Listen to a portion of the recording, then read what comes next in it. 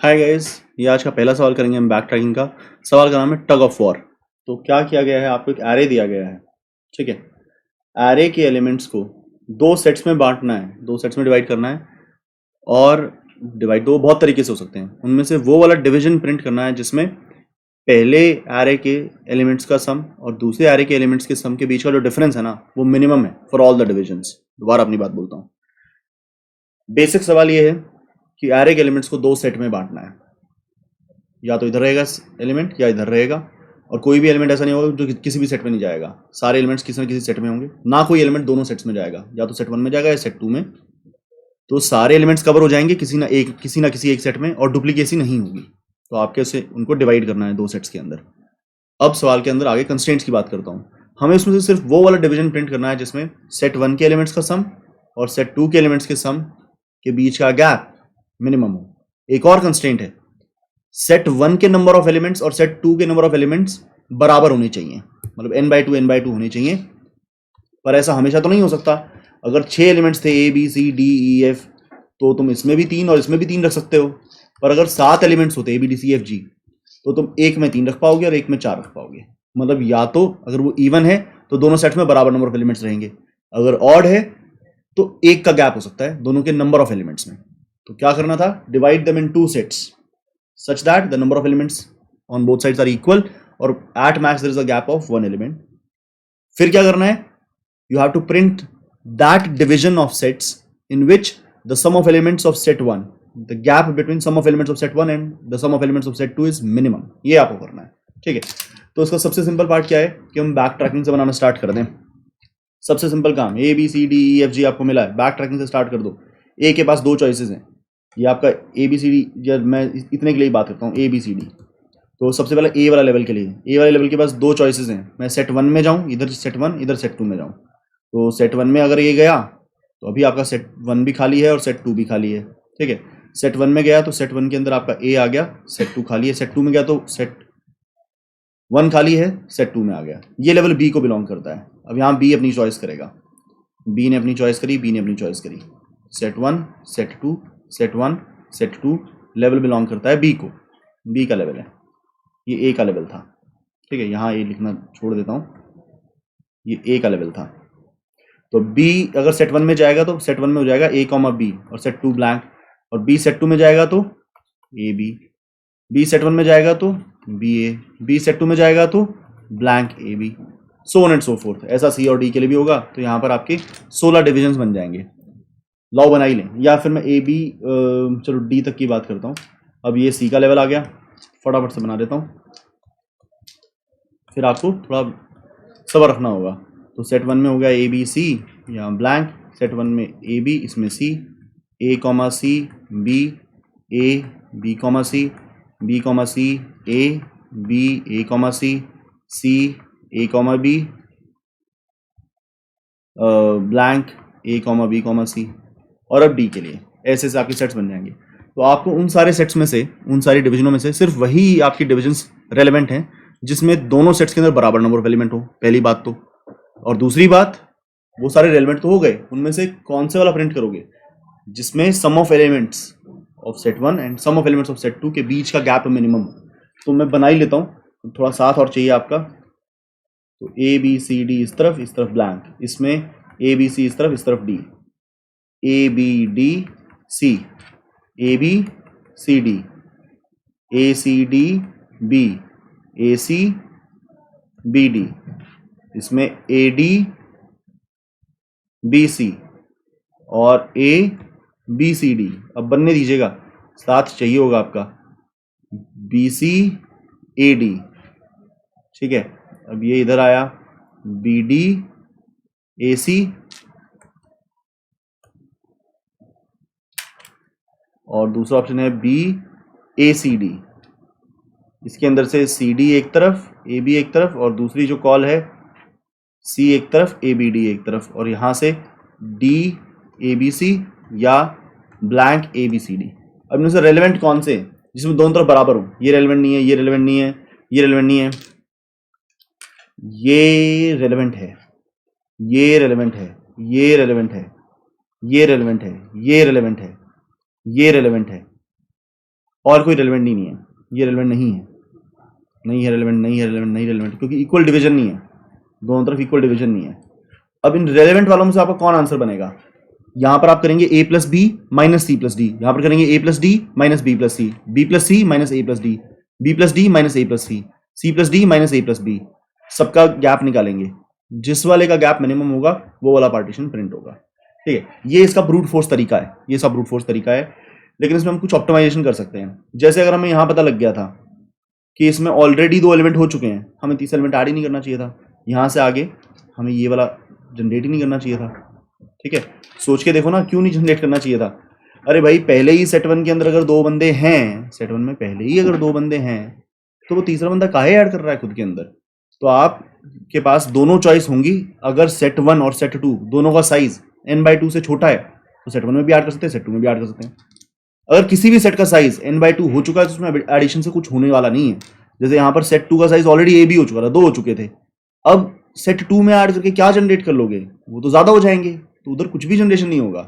ठीक है, तो हम इसको थोड़ा ऑप्टिमाइज कर सकते हैं। लाइए इस कोड को लिखना स्टार्ट करें, फिर आप थोड़ा थोड़ा इंसाइट मिलती जाएगी।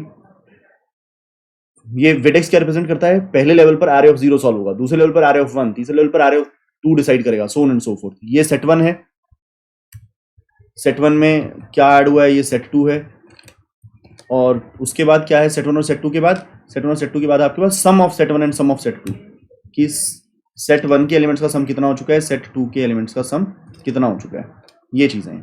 ठीक है, तो लॉस लिखना स्टार्ट करें।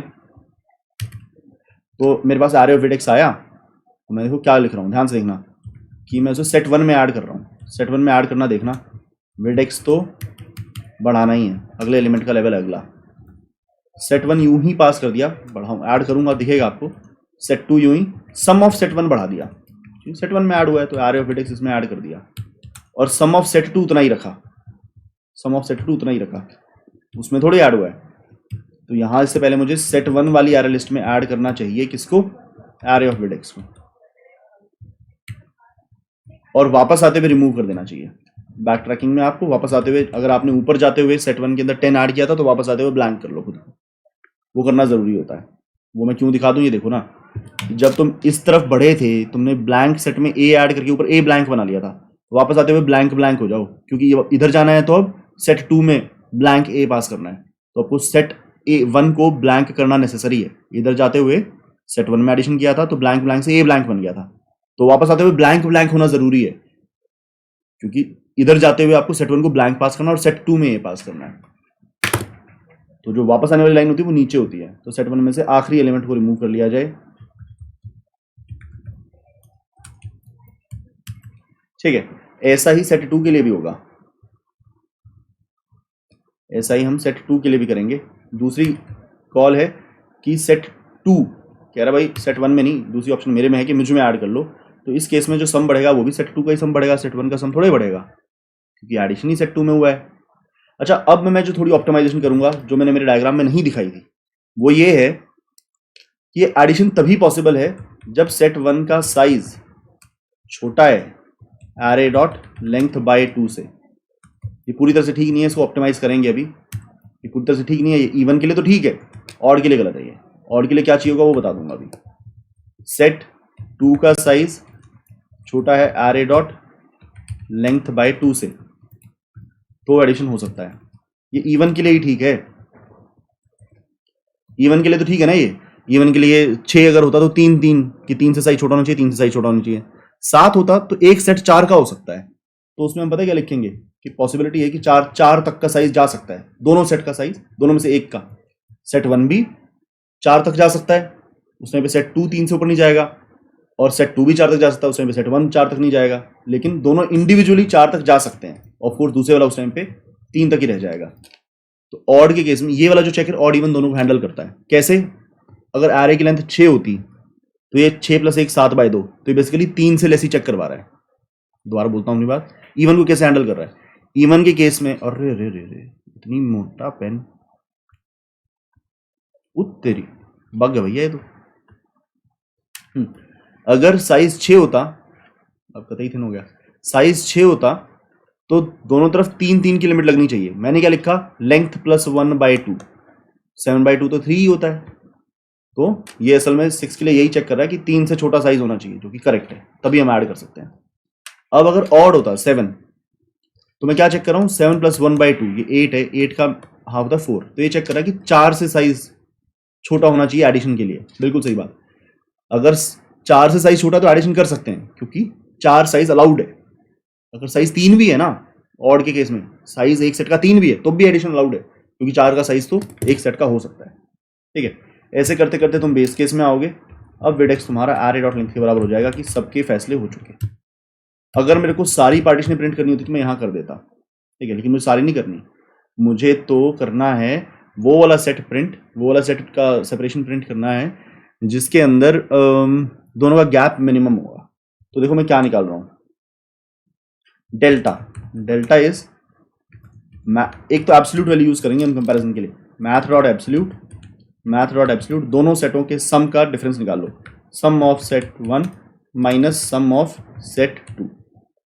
अगर ये जो डेल्टा है आपका, ये इस मिन डिफ से जो आप बाहर निकाल के ला रहे हो, मिन डिफ से छोटा है, जो मिन डिफरेंस है, तो मिन डिफरेंस को अपडेट कर दें कि भैया नया मिन डिफरेंस मिला है, और आंसर को अपडेट कर लें। आंसर में क्या लिखेंगे, set 1 plus space bar set 2। अगर कोई और सेपरेशन, अब पहली बार कुछ आया, पहली बार कोई ऐसा सेपरेशन आया और वो डेल्टा मिन डिफ इनिशियली इन्फिनिटी था, तो वो डेल्टा उससे छोटा ही होगा, तो हम मिन डिफ के अंदर वो डेल्टा डाल देंगे और सेट इनिशियलाइज कर देंगे। मान लो बाद में कोई सेपरेशन आया जो इस डेल्टा से, जो इस मिन डिफ से दोबारा छोटा है, तो हम मिन डिफ को अपडेट कर लेंगे और नई सेपरेशन अपने पास रख लेंगे। ऐसे हमारे पास अब अपडेट होता रहेगा और इवेंचुअली बेस्ट आंसर बन जाएगा। तो लाइए इसे चला के देखते हैं।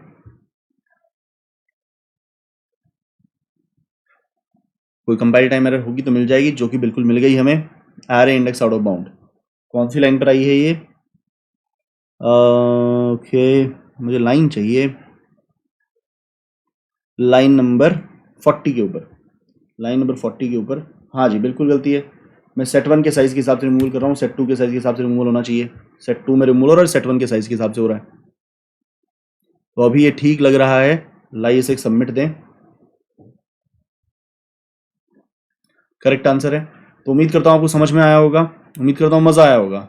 या देखो अगर कंटेंट पसंद आ रहा है ना, तो मेरी आपसे विनती है कि लाइक करें, शेयर करें, सब्सक्राइब करें। कॉलेज के दोस्तों को ज़रूर बताएं भाई, उनकी भी तो पढ़ाई करानी है, तो सारा देश आगे बढ़ेगा अगर सभी पढ़ाई करेंगे तो। अच्छा, कॉलेज में वेबिनार करा सकोगे तो बहुत मदद होगी। थैंक यू वेरी मच, मिलते हैं अगली वीडियो में, बाय बाय।